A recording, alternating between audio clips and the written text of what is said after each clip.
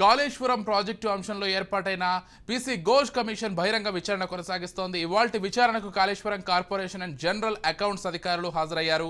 Kaleshwaram corporation chief account officer Venkata Apparao, irrigation department chief account officer Padmavathi, director of works account chief Phanibhushan శర్మను commission chief PC Ghosh ప్రశ్నించారు. నిధుల సేకరణ, బిల్లుల చెల్లింపులు, కాళేశ్వరం ప్రాజెక్టు బడ్జెట్ ప్రిపరేషన్ అంశాలపై అధికారులను ఆరా తీశారు.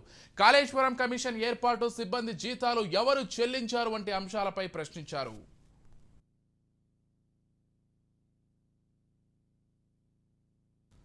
అయితే కార్పొరేషన్ ద్వారా లోన్లు తీసుకుని బిల్లులు వెంటనే చెల్లించకుండా వాటిని బ్యాంకుల్లో ఫిక్స్డ్ డిపాజిట్లు చేశామని, వాటి ద్వారా వచ్చిన డబ్బులను కాళేశ్వరం కార్పొరేషన్ ఆఫీస్ మెయింటెనెన్స్ కోసం వాడినట్లు వెంకట అప్పారావు కమిషన్ ముందు తెలిపారు.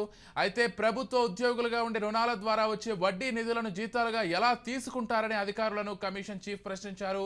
కాళేశ్వరం కార్పొరేషన్లో కాంట్రాక్ట్ డెప్యుటేషన్ పై వచ్చిన వారు మాత్రమే విధులు నిర్వహిస్తున్నట్లుగా చెప్పారు.